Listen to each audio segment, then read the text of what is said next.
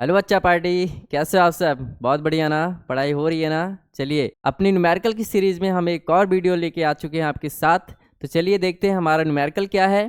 Question है, यदि किसी तरंग का परिणामी आयाम व्यतिकरण के बाद ए हो जाता है, ध्यान दीजिएगा, परिणामी आयाम ए हो जाता है, जबकि प्रकाश स्रोत से संबद्ध कला स्रोत का आयाम भी ए है, तब दोनों तरंगों के बीच कलांतर ज्ञात कीजिए। कह रहा है बच्चों, दो तरंगे हैं जिनका आयाम A1 A2 होता है, ठीक है। उनका परिणामी आयाम दिया हुआ है बच्चों ए है, लेकिन उन तरंगों का अपना आयाम भी ए ही है, ऐसा क्वेश्चन में कहा गया है। तो चलिए देखते हैं कलांतर क्या होता है बच्चों। तो सबसे पहले जो हमें दिया गया है पहले उसको देख लेते हैं।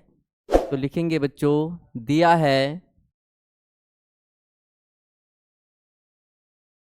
है सबसे पहले परिणामी तरंग का आयाम, परिणामी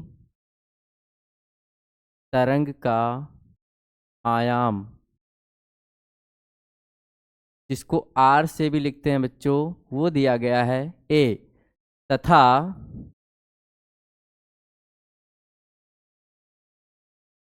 कला संबद्ध स्रोत का आयाम, जिसको बच्चों A1 A2 दोनों को हम A मानेंगे क्योंकि ऐसा दिया हुआ है। तो चलिए फॉर्मूला देखते हैं क्या होता है। लिखेंगे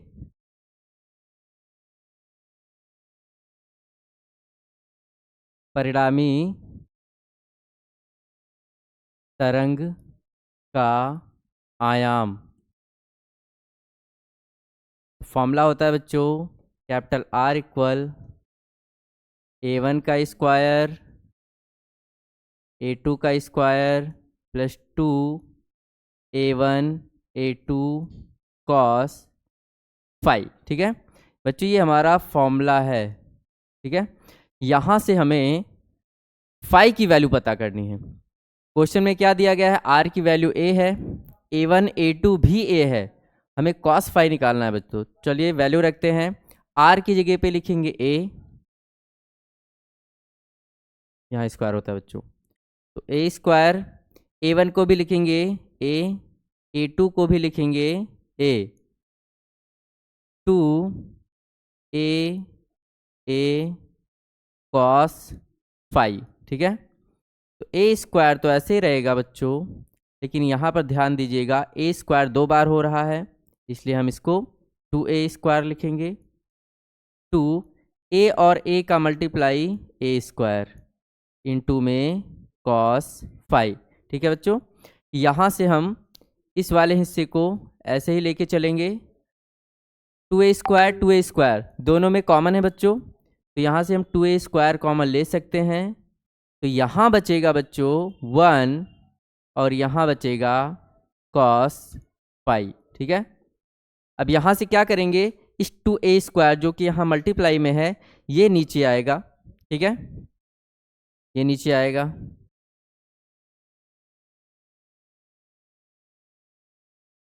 चलिए अब जब हम इसको नीचे लेके आएंगे तो ये बनेगा 2a स्क्वायर, सामने क्या बनेगा बच्चों 1 प्लस कॉस फाइव, ठीक है। यहाँ से बच्चों ए स्क्वायर से ए स्क्वायर कैंसिल हो जाएगा और बचेगा 1/2, ये 1 को भी इधर ले आएंगे, -1 कॉस फाइव।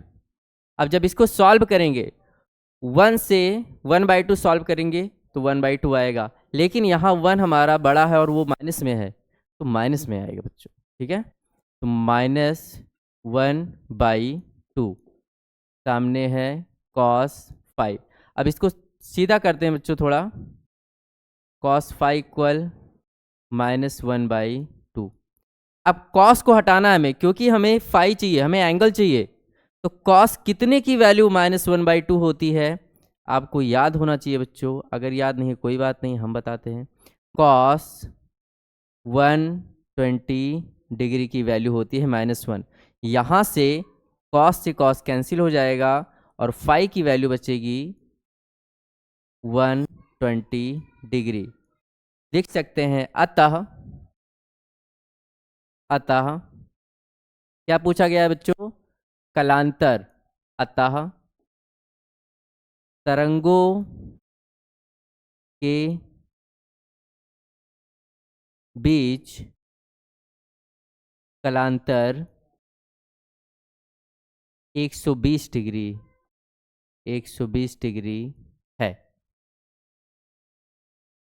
और यही होगा बच्चों हमारे इस क्वेश्चन का आंसर। चलिए स्क्रीनशॉट लीजिए, आगे बढ़ते हैं। चलिए बच्चों अगला क्वेश्चन।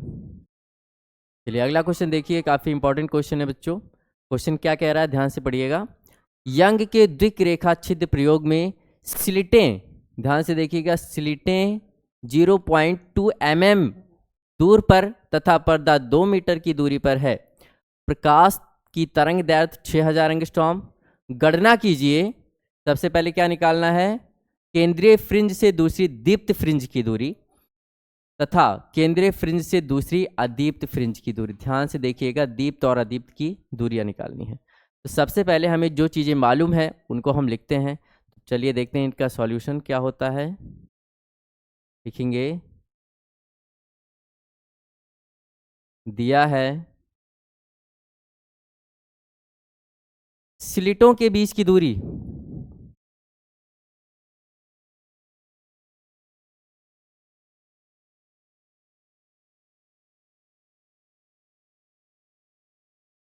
जिसको बच्चों स्मॉल डी से व्यक्त करते हैं, कितना है? 0.2 mm मिलीमीटर। ध्यान दीजिएगा बच्चों, यहाँ पे हमें स्टैंडर्ड यूनिट लेना होता है, यानी मिलीमीटर को हमें चेंज करना पड़ेगा मीटर में। तो यहाँ से हम इसको चेंज कैसे करेंगे?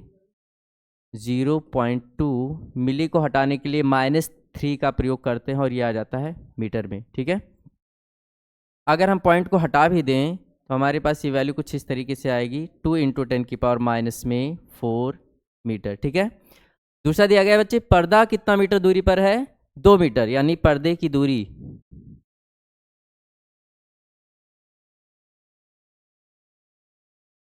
दूरी जिसको बच्चों कैपिटल डी से यूज करते हैं, लिखते हैं 2 मीटर। ठीक है, चलिए तरंग दैर्घ्य दिया गया है, तरंग दैर्घ्य जिसको लैम्डा से लिखते हैं 6000 एंगस्ट्रॉम। एंगस्ट्रॉम को हटाएंगे बच्चों, एंगस्ट्रॉम को हटाने के लिए -10 का प्रयोग करते हैं, ये मीटर में आ जाता है। अब जीरो को हटा दो बच्चों, क्योंकि जीरो का कोई काम नहीं है ज़्यादा, तो जीरो, जब 3 जीरो हटाएंगे तो माइनस वाला 3 डिजिट कम हो जाएगा, तो ये बनेगा 6 × -7 मीटर।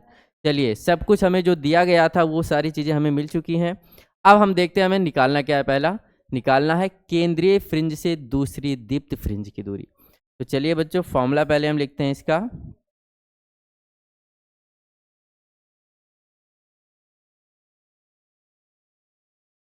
चलिए तो लिखते हैं formula,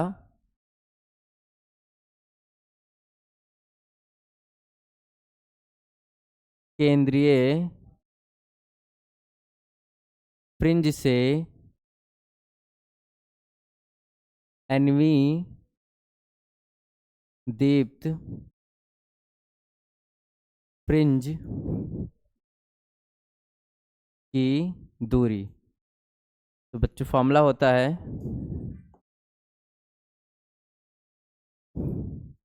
xn n lambda d/d। ठीक है, ये फॉर्मूला है बच्चों। हमें निकालना क्या है? केंद्रीय फ्रिंज से कौन सी दूसरी, यानी n का जो वैल्यू लिया जाएगा बच्चों वो 2 लिया जाएगा। तो चलिए देखते हैं, x2, n की वैल्यू 2, लैम्डा की वैल्यू 6 × 10⁻⁷, कैपिटल डी है 2 मीटर, स्मॉल डी कितना दिया गया है बच्चों? 2 × 10⁻⁴, 2 × 10⁻⁴। यहाँ से बच्चों 2 को हम कैंसिल कर देंगे 2 से, और ऊपर क्या बच रहा है?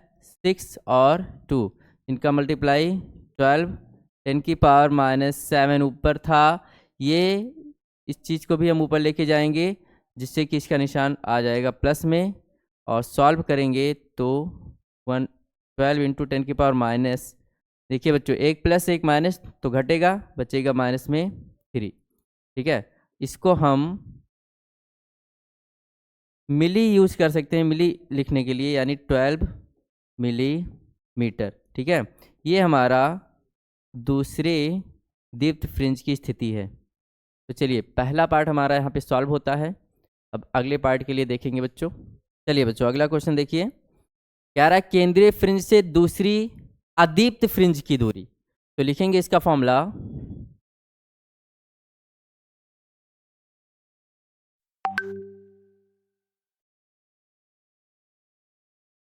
केंद्रीय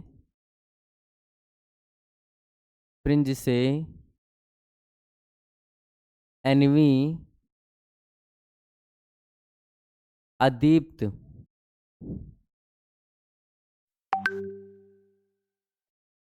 फ्रिंज की दूरी। तो फॉर्मूला क्या होगा बच्चों, xn इक्वल